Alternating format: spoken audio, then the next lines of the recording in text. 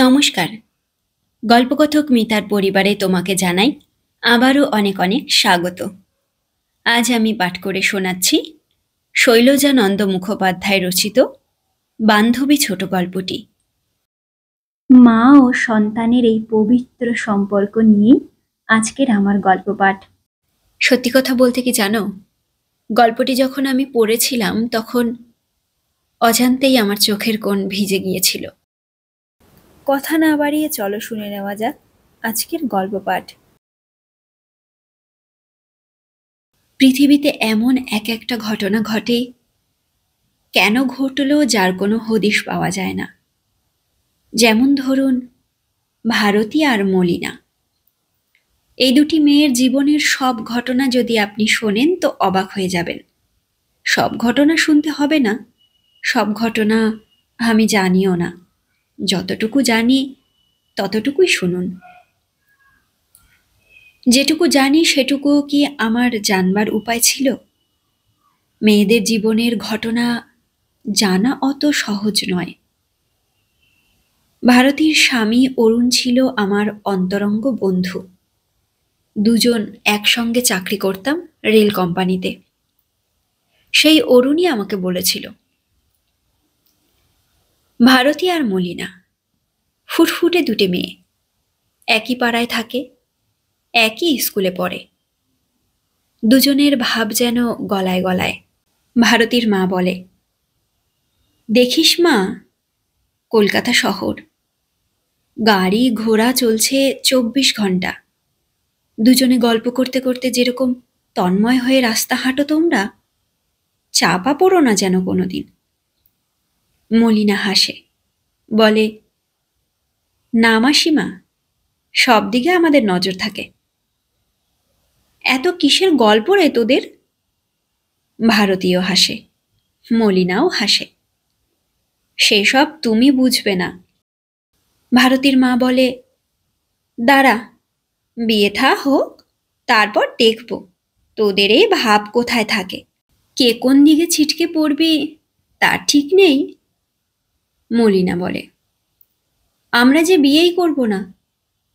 ভারতীর মা বলে, না মা, ওসব অলক্ষণে কথা বলতে নেই। বিয়ে করবি না আবার কি? বিয়ে করবি, ছেলে হবে, মেয়ে হবে। হাসতে হাসতে দুজনেই পালিয়ে যায়। পালাবে বই কি, দুজনেরই বয়স তখন 13 পেরিয়েছে। ছেলে মেয়ে ঘর সংসারের রহস্য তারা বোঝে। বড় পুকুরের মাছ আর কলকাতা শহরের মেয়ে, সবাই বলে নাকি খুব তাড়াতাড়ি বেড়ে ওঠে। 15 পেরোতেই দুটো ধারি ধারি মেয়ে হয়ে উঠল দুজনেই। ভারতীয় হলো, মলিনাও হলো। বিয়ের জন্যে পাত্রের সন্ধান চলতে লাগলো। কিন্তু একটা কথা আছে, জন্ম মৃত্যু বিয়ে, 3 বিধাতা নিয়ে। বিয়ে দেব বললেই বিয়ে দেওয়া যায় না। মলিনার বাবা চাকরি নিয়ে চলে গেলেন দিল্লিতে। মলিনাকে যেতে হলো তাদের সঙ্গে। ভারতী পড়ে রইল কলকাতায়। ভারতীর বাবা হঠাৎ এমন অসুস্থ হয়ে পড়লেন যে চাকরিটি তাকে ছাড়তে হলো। ভারতীর দাদা কাজ করে আসানসোলে। খবর পেয়ে আসানসোল থেকে সে এলো কলকাতায়। বাসা তুলে দিয়ে সবাইকে নিয়ে যাবে সে তার নিজের কাছে। ভারতীর জন্য একটি পাত্রও পাওয়া গিয়েছিল। ছেলেটির কেউ কোথাও নেই, কলকাতায় চাকরি করে। মাইনে কিন্তু খুব বেশি পায় না। ভারতীর বাবা ধরে বসলেন, ফট করে কোন দিন মরে যাব, ভারতীর বিয়েটা দেখেই যাই। আসানসোলে যাবার আগে বিয়েটা এইখানেই চুকিয়ে দাও, ছেলেটি ভালো। ভারতীর মা বললে, কিন্তু মাইনে যে বড় কম। তা হোক, আমি 40 টাকা মাইনেই চাকরিতে ঢুকেছিলাম, রিটায়ার করলুম 400 টাকায়। ভারতীর দাদা বললে, আমি ওকে আসানসোলে নিয়ে যাবার চেষ্টা করব। অরুণের সঙ্গেই বিয়ে হয়ে গেল ভারতীর। দিল্লি থেকে মলিনা এতদিন চিঠিপত্র লিখত ভারতীকে, ভারতীও লিখত, কিন্তু বিয়ের পর ভারতী চিঠি লেখা বন্ধ করলে। গরিব স্বামী। কলকাতার শহরতলিতে নোংরা একটা বস্তির একটেরে ছোট্ট একটি বাসা। চিঠি লিখতেই লজ্জা হলো ভারতীর। না জানি কত বড় লোকের বাড়িতে বিয়ে হয়েছে মলিনার। কাজ নেই চিঠি লিখে, হুট করে যদি কোনোদিন চলে আসে। বড় লোকের মেয়ে নয় ভারতী, কাজেই বস্তিতে থাকতে তার কোনো কষ্টই হলো না। কলকাতার বাসা তুলে দিয়ে মা বাবা চলে গেছে আসানসোলে। ভারতী চিঠি লিখলে, আমার জন্য তুমি ভেবো না মা, আমি বেশ সুখেই আছি। ভারতী সেই জাতের মেয়ে, স্বামীর সুখে যারা নরকে বাস করতেও কুণ্ঠিত হয় না। অরুণকে নিয়ে সত্যিই সে বেশ সুখেই ছিল। বছরখানেক সেই স্যাঁতসেঁতে বস্তিতে বাস করার পর হঠাৎ একদিন সে অসুখে পড়ল। কিন্তু নিজের অসুখের কথা বলে অরুণকে সে বিব্রত করতে চায়নি। অরুণই একদিন তার অসুখটা ধরে ফেললে। তোমার পায়ের চেটো দুটো ফুলেছে বলে মনে হচ্ছে, ভারতী বললে। কই, না তো, কই দেখি। হাত বাড়িয়ে অরুণ দেখতে চাইলে। ভারতী অরুণকে তার পায়ে হাত দিতে দেবে না কিছুতেই। 2 পা পিছিয়ে গিয়ে বললে, আমার পা দুটো এমনিই তো চিরকাল, একটু ফুলো ফুলো। না, তুমি আমার চোখে ফাঁকি দিতে পারবে না, দেখি। জোর করে ভারতীকে কাছে টেনে এনে বসালো অরুণ। তারপর টিপে টিপে দেখলে সাদা ধবধবে পায়ের চেটোয় আঙুল বসে যাচ্ছে। জ্বর-টর হয়? ভারতী বললে, না, আমার কিছু হয় না, মাসের শেষ, হাতে এখন টাকা কড়ি নেই, তুমি যেন ডাক্তার এনো না। ইচ্ছে থাকলেও অরুণ হয়তো ডাক্তার ডাকতে পারত না, কিন্তু সেদিন ছিল রবিবার। অরুণ বাড়িতেই ছিল। দেখলে খাওয়া দাওয়ার পরেই ভারতী বমি করছে। এমনি কি রোজই বমি করো নাকি? বলবার ইচ্ছা ছিল না, তবু ভারতীকে বলতেই হলো। রোজ কেন বমি করব? বমি হয় মাঝে মাঝে। এবার মাইনে পেলে বাসাটা বদলে দাও, তাহলেই ভালো হয়ে যাব। অরুণ একজন ডাক্তার ডেকে আনলে, 2 টাকা ভিজিটের ডাক্তার। ডাক্তারবাবু ভারতীকে দেখে শুনে বললেন, এর বেরি বেরি হয়েছে, ওষুধ দিচ্ছি, সেরে যাবে। ওষুধ খেয়ে সারল না কিন্তু। অরুণের কে এক আপিসের বন্ধু বললে, মেয়েদের চিকিৎসে পুরুষ ডাক্তার দিয়ে হয় না, একজন লেডি ডাক্তার দেখাও। লেডি ডাক্তারকে বাড়িতে ডেকে এনে দেখাতে হলে বেশি টাকা লাগবে। তার চেয়ে একদিন সময় করে ভারতীকে কোনো লেডি ডাক্তারের কাছে নিয়ে যাওয়াই ভালো। কিন্তু কোথায় লেডি ডাক্তার, কত টাকা লাগবে অরুণ কিছুই জানে না।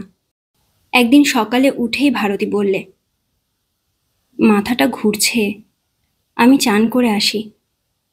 ভারতী চান করতে গেল। অরুণ ততক্ষণে একটা রিক্সা ডেকে এনেছে। বললে, ফর্সা একটা শাড়ি পরে নাও, চলো এক জায়গায় যেতে হবে। ভারতী বললে, রান্না করতে হবে না? আপিস যাবে না তুমি?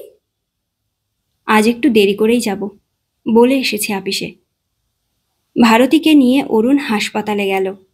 হাসপাতালে ভারতীকে খুব ভালো করে পরীক্ষা করে ডাক্তারবাবু বললেন, সি ইজ প্রেগনেন্ট, ছেলে হবে আপনার স্ত্রীর। কথাটা শুনে হাসি ফুটল ভারতীর মুখে। অসুখ যেন তার এক মুহূর্তেই সেরে গেল। বললে, আমার সবই উল্টো, বুঝতেই পারিনি ছাই। ওষুধ দেওয়া হলো হাসপাতাল থেকে। ভারতী বললে, না, ওষুধ আমি খাবো না, এ সময় ওষুধ আমাকে খেতে নেই। তার চেয়ে তুমি আমার এই হাতের চুড়ি 2 গাছা বিক্রি করে দাও, দিয়ে একখানা ভালো বাড়ি দেখো। চুড়ি কিন্তু বিক্রি করতে হলো না। অরুণ একদিন আপিস থেকে এসেই হাসতে হাসতে বললে, তোমার ছেলে খুব পয়মন্ত হবে। আসতে না আসতেই আমার মাইনে বাড়ল 10 টাকা। অরুণ বাড়ি খুঁজতে লাগলো, কিন্তু বাড়ি কি আর সহজে পাওয়া যায়? কলকাতা শহরে মানুষের পেট ছাড়া খালি বলে কোথাও কিছু নেই তখন। একখানি মাত্র ঘর হবে, রান্নার একটুখানি জায়গা থাকবে, আর ভাড়া হবে সবচেয়ে সস্তা। খুঁজে খুঁজে হয়রান হয়ে গেল অরুণ। বাড়ি খুঁজতে খুঁজতেই আরও 3টি মাস কেটে গেল। বাড়ি একখানি পাওয়া গেছে, ছোট্ট বাড়ি, দোতলায় বাড়ির মালিক, স্বামী আর স্ত্রী, নিচের তলাটা ভাড়া দেবে, 2-3খানা ঘর। কিন্তু অরুণ বললে, আমার মাত্র একখানি ঘর চাই, বেশি ভাড়া আমি দিতে পারবো না। বাড়ির মালিক বললে, তাহলে আপনার মতো আরও একজন ভাড়াটে দেখুন, দুজনে ভাগাভাগি করে থাকবেন। অরুণ সব কথা তখন তাকে খুলে বললে, আর একজন ভাড়াটে আমি দেখব নিশ্চয়ই, কিন্তু আমি যেখানে আছি সেখানে আর যদি কিছুদিন থাকি তাহলে স্ত্রী আমার মরে যাবে। বাড়ির মালিক সোমনাথের বয়স বেশি নয়, অরুণের বোধ হয় সমান বয়সী। জিজ্ঞাসা করলে, খারাপ ব্যারাম ট্যারাম আছে নাকি? তাহলে কিন্তু ভাড়া দিতে পারবো না আমি। আজ্ঞে না, ব্যারাম কিছু নয়, তার ছেলে হবে। ছেলে হবে? আমার স্ত্রীও তো প্রেগনেন্ট, তারও ছেলে হবে। অরুণ বললে, অথচ থাকি একটা নোংরা বস্তিতে, বেশি টাকা ভাড়াও দিতে পারি না। তারও স্ত্রীর ছেলে হবে শুনেই বোধ করি দয়া হলো সোমনাথের। ভাবলে বুঝি ভালোই হবে, স্ত্রী তার একা একা থাকে, কথা বলবার একটা সঙ্গী পাবে। সোমনাথ বললে, তাহলে কালই আপনি চলে আসুন, তারপর দেখি আমি আপনার মতো আরও একজন ভাড়াটে যদি পাই। অরুণ বললে, একখানা ঘর নেবার মতো ভাড়াটের অভাব হবে না, আমার আপিস থেকে একজনকে আমি ঠিক ধরে আনব। সেই ভালো। কিন্তু কাউকে ধরে আনবার দরকার হলো না। এরপর অপ্রত্যাশিত যে ঘটনাটা ঘটে গেল। মানুষের জীবনে সেরকম ঘটনা ঘটে খুব কম। যখন ঘটে তখন মনে হয় যেন তার পেছনে কোনো অদৃশ্য শক্তি কাজ করছে। ভারতীকে নিয়ে অরুণ এসেছে সোমনাথের বাড়িতে। সোমনাথের স্ত্রী দাঁড়িয়েছিল দোতলার বারান্দায়। উঠোনের কলে জল ভরছিল ভারতী। পেছন ফিরে মাথা হেঁট করে জল ধরছে, মুখখানা দেখা যাচ্ছিল না। মেয়েটি যে মা হতে চলেছে সেইটুকু শুধু বুঝতে পারছিল সোমনাথের স্ত্রী। অপেক্ষা করছিল মুখ তুলে তাকাক, মুখখানি কেমন তাই দেখবে। কিন্তু যেই জলের বালতিটা নিয়ে মুখ ফিরিয়েছে ভারতী, দোতলার বারান্দা থেকে সঙ্গে সঙ্গে চিৎকার। কে? ভারতী মুখ তুলে তাকালো, তাকিয়ে আর চোখ ফেরাতে পারে না। এক হাতে বালতি নিয়ে এক দৃষ্টে দাঁড়িয়ে রইল শুধু। মুখ দিয়ে তার একটি কথাও বেরুল না, চোখ দিয়ে বেরিয়ে এলো শুধু 2 ফোঁটা জল।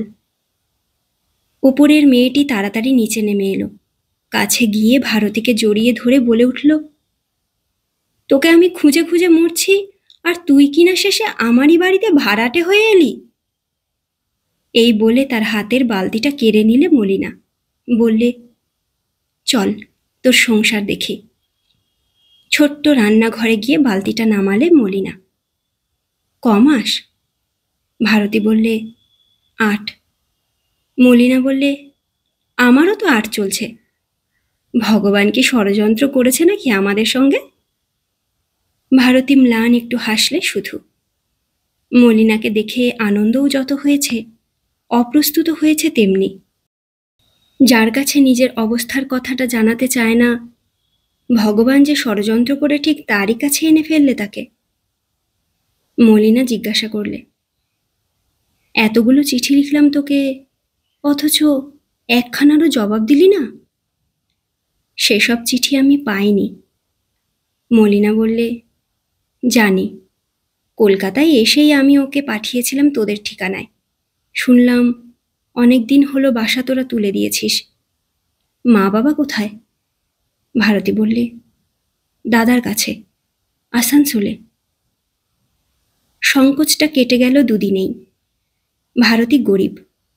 ভারতীর স্বামী সামান্য একটা চাকরি করে, সে কথা মলিনা যখন জেনেই ফেললে তখন আর লজ্জা কিসের। আবার সেই আগেকার মতো শুরু হলো 2 বন্ধুর ঘনিষ্ঠ প্রেমালাপ। ছেলে বোধহয় আমাদের একসঙ্গেই হবে।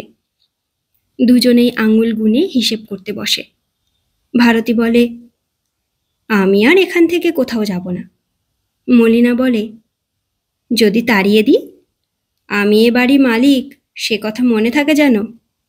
ভারতী বলে, রোজ দুবেলা হাত জোর করে বলবো, বাড়িওয়ালি মা, আমাকে দয়া করে তাড়িও না। এই নিয়ে সে কি হাসাহাসি দুজনের। হাসতে হাসতে মলিনা জড়িয়ে ধরে ভারতীকে, বলে, লুকিয়ে লুকিয়ে কোথায় ছিলি রে একদিন? ভারতী বলে, বললুম তো, কি কষ্টে যে দিন কেটেছে সে আর কি বলবো। ডাক্তার ডাকবার পয়সা নেই, রিকশা করে চলে গেছি হাসপাতালে। দেখ, তোর দুঃখের কথা। মলিনা বললে, তার চেয়ে বল, তোর যদি ছেলে হয়, আমার মেয়ে হয়, তো কি করবি? ভারতী বললে,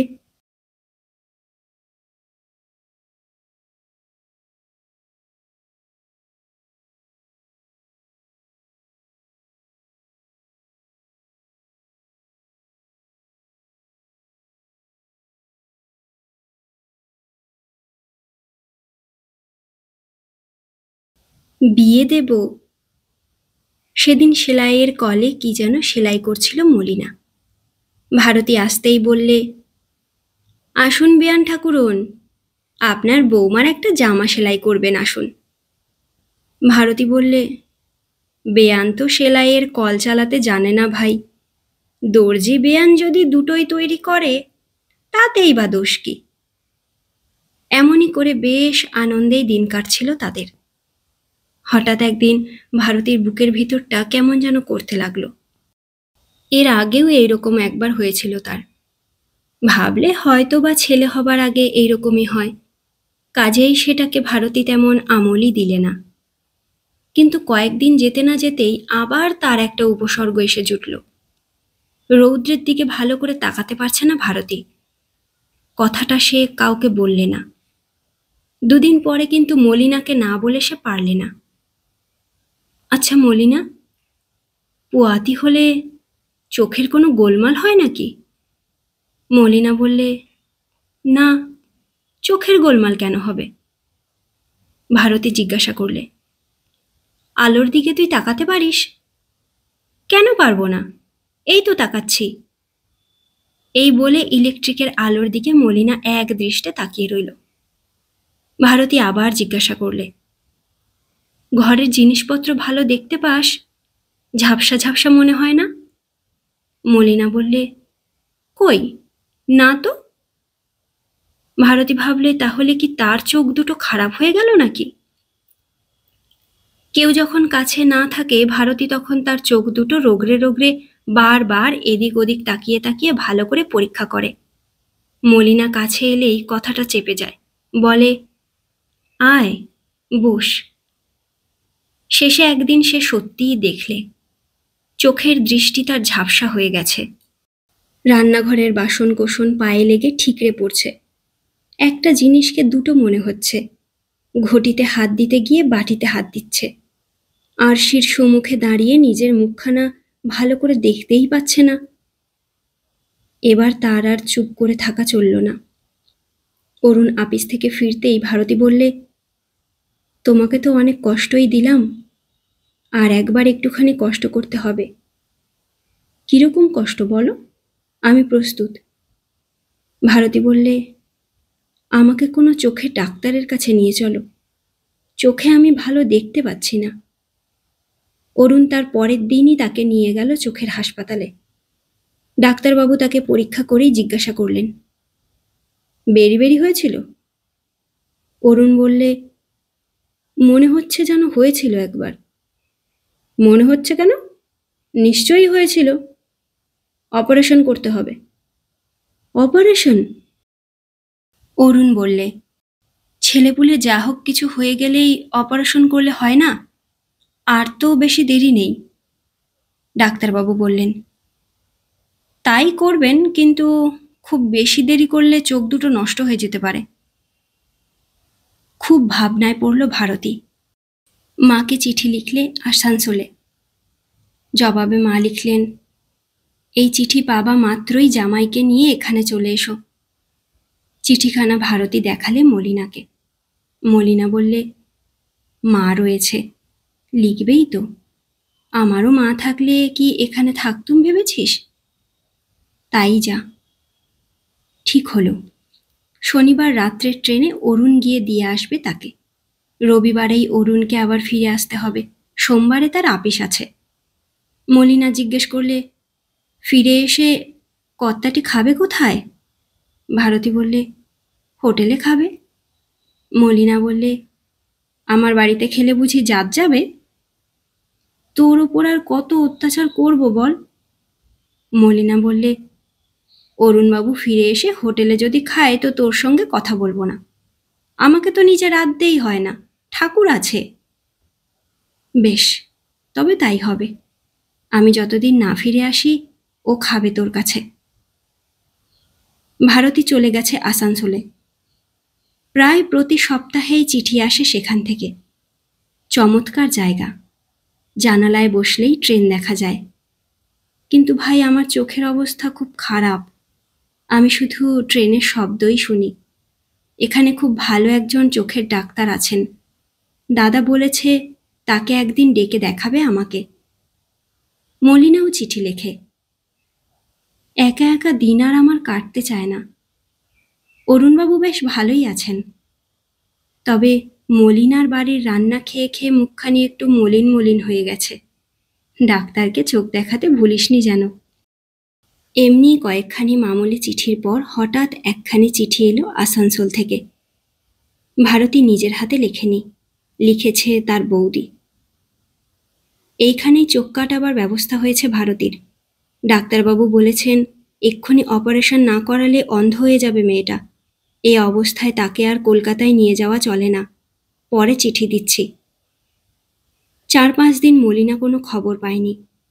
অরুণ খেতে বসেছিল। মলিনা জিজ্ঞাসা করলে, চিঠিপত্র কিছু পেয়েছেন আসানসোল থেকে?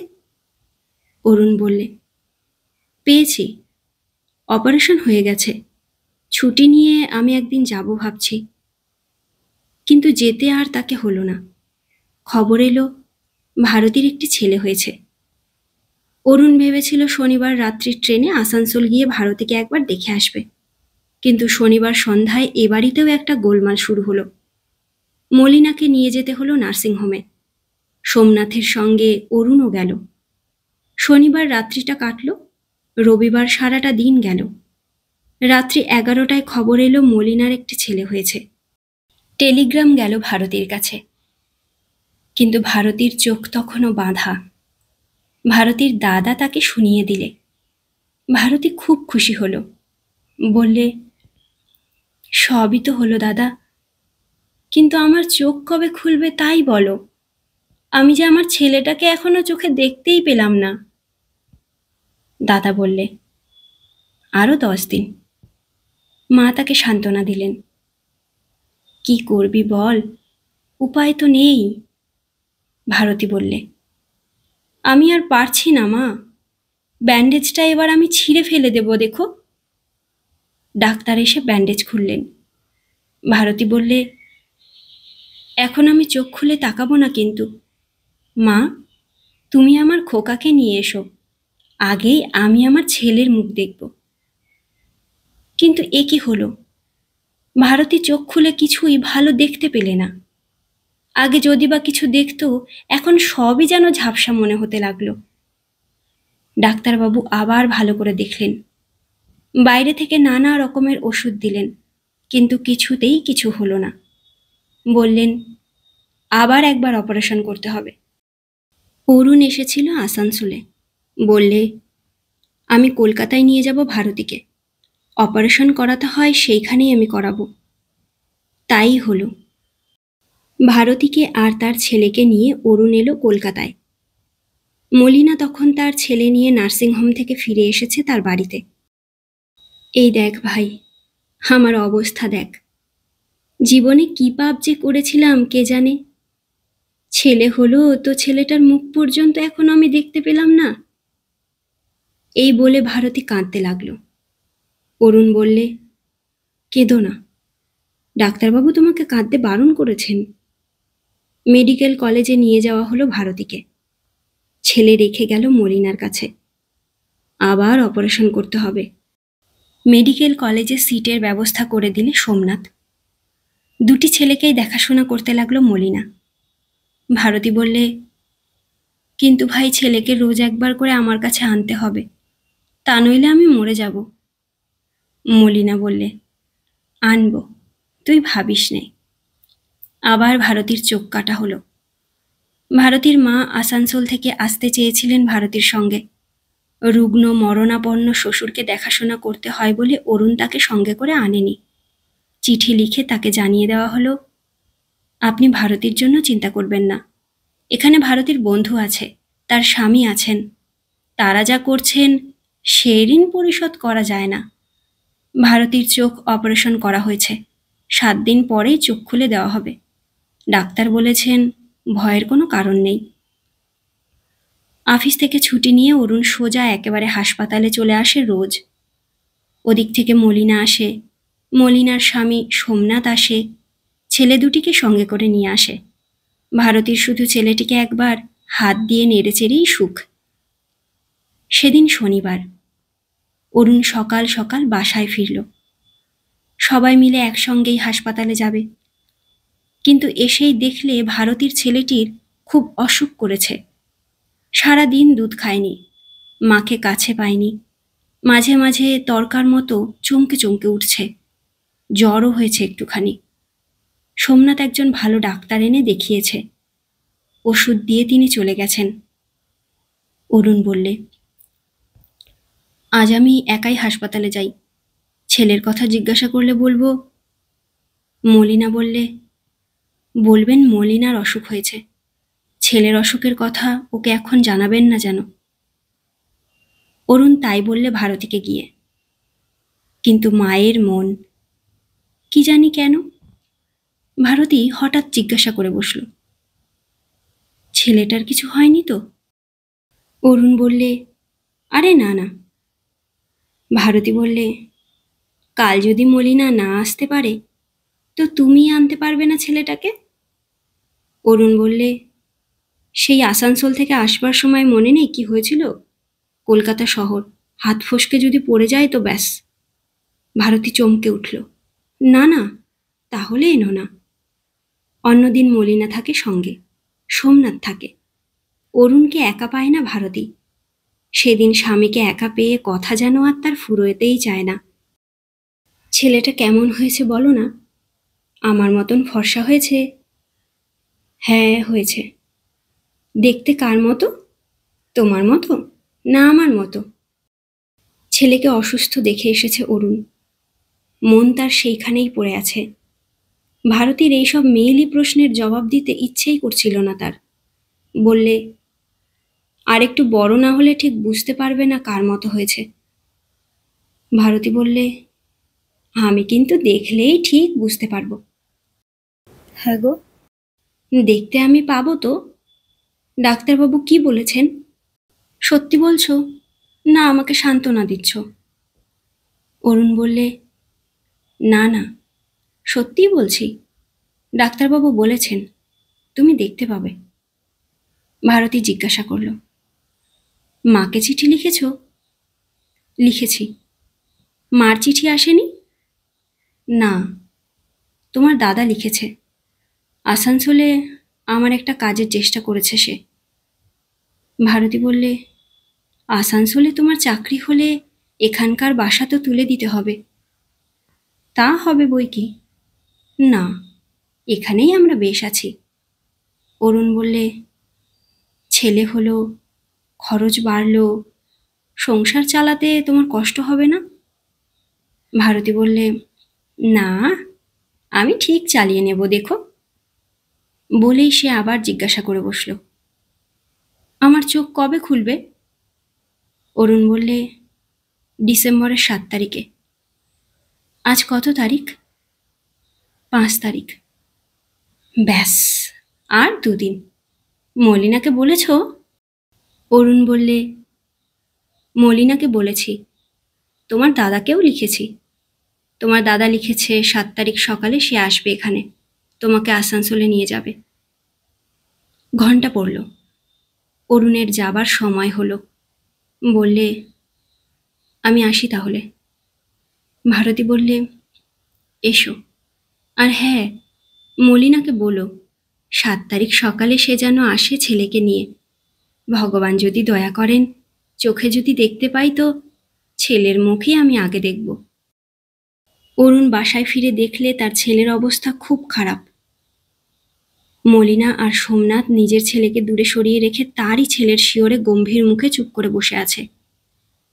তারপর সারা রাত ধরে চলতে লাগলো ছেলের চিকিৎসা। আবার একজন ডাক্তার এলেন, দামি দামি ওষুধ দিলেন। সোমনাথ টাকা দিতে লাগলো। অরুণ বললে, এত কেন করছো তুমি? ছেলেদের ওরকম কত অসুখ হয়, এমনিতেই সেরে যাবে। সোমনাথ কথা বলে খুব কম।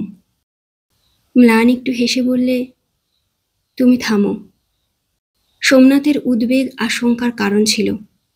ডাক্তার বোধহয় তাকে কিছু বলে গেছেন। শেষ পর্যন্ত ডাক্তারের কথাই সত্য হলো। শেষ রাত্রে ছেলেটা কেমন যেন নেতিয়ে পড়ল এবং রাত্রি প্রভাতের সঙ্গে সঙ্গে সব শেষ হয়ে গেল। ভারতীর ছেলেটি মরে গেল। মলিনা কাঁদতে লাগল। সোমনাথ আড়ালে গিয়ে চোখের জল মুছলে। অরুণের অবস্থা হলো ঠিক পাগলের মতো। আজ সে ভারতীর কাছে গিয়ে দাঁড়াবে কোন মুখে? জিজ্ঞাসা করলে কি বা বলবে সে? কি জবাব দেবে?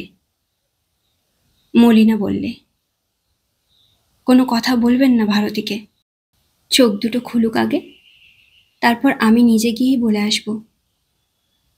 রোজ যেমন করে সকাল হয়, 7ই ডিসেম্বরের সকালটাও ঠিক তেমন করেই হলো। আজ ভারতীর চোখ খুলবে। আপিস থেকে ছুটি চেয়েছিল অরুণ, ছুটি পায়নি।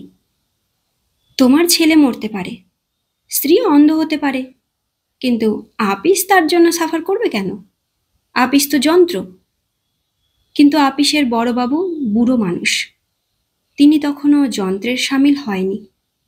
অরুণের চোখের জল দেখে তার দয়া হয়েছিল।